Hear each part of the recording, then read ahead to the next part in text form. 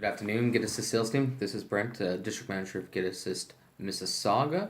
I actually was thinking about taking on some frequent videos over the next couple of weeks, just really talking about some of the training programs, some of the successes that we've had out of the Get Assist office, and talk about some workshops and get a little more in depth into them. So one of the key focuses that I want to talk about today is about qualifying questions.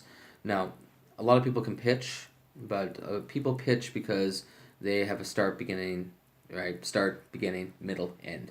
Qualifying questions is essentially a tool that we use to start stocking our tool belt. And by stocking our tool, it means we're building ammunition and we're building information from the customer that we're working with. So when you talk about questions, I'm not looking for a yes or no from somebody. What I'm looking for is I'm looking for more information about their company, more information about what they're doing. We can always go back to the who, what, when, where, and why, right? So the who part of it, who do you know that's actually a good reputable service provider within your area that covers roofing, right, or siding, if it's not pertaining back to their industry. What is, what do you guys specialize in? You guys just focusing on roofing? Are you guys doing eaves trough siding? Whether it be renovations, what kind of renovations do you guys do? Kitchen, bathroom, basements. Do you guys do additions? Do you guys do custom homes? What do you guys focus on, right? When it's, when did you guys get started? When was your company registered? So it's finding out if they're a little more of a newer company or if they're a very established company that's been around for a long time.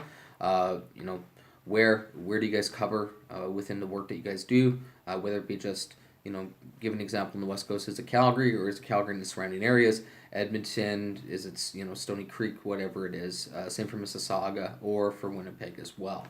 Um, you know, and with a why, it's why'd you guys get into the industry? I'm looking for a reputable company that actually has a passion behind what they're doing. So you're actually compelling to not just ask the questions, but give a reason behind what you're asking them for, and the how. How many projects do you guys take on for a year? How often do you guys take projects within the Mississauga area? Things like that, right? So what this allows us to do is it allows us to cater a pitch directly towards a person. So if I say, what kind of project do you guys do? And they say, we just do custom home builds and we don't deal with anything less than, 500,000 or 1.5 million. Would that be your ideal client that you're dealing with, right? When were you guys in business? Well, we've been in business for, 35 years. We have an established network and, we got tons of work that's coming in throughout the year. So the person that you want to bring in through the doors, maybe, right, if they need help with other things. But I wouldn't be focusing that attention towards the request. I'd be focused towards, well, you know, who within your network would actually be taking on work, or how often do you guys find that you guys need somebody to help you guys with projects that are going on, right? Where do you guys go? Somebody says I go all over the Greater Toronto Area, all over Alberta.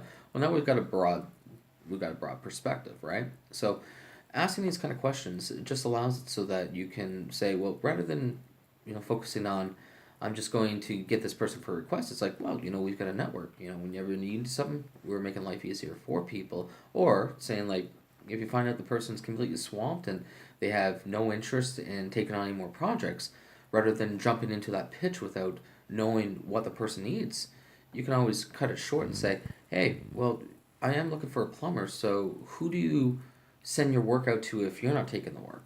So that way, what you do is you end up building up a referral base off of it.